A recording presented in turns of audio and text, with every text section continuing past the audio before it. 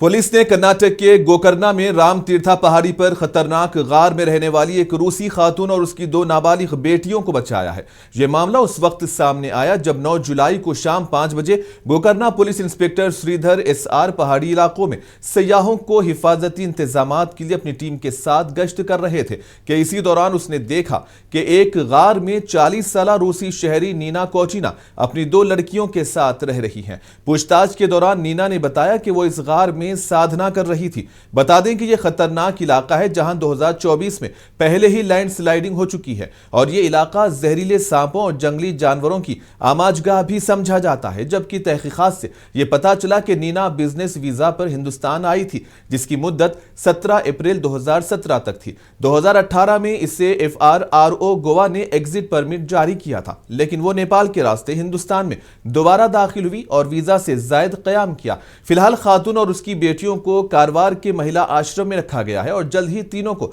Deport करने की कार्रवाई शुरू की जाएगी।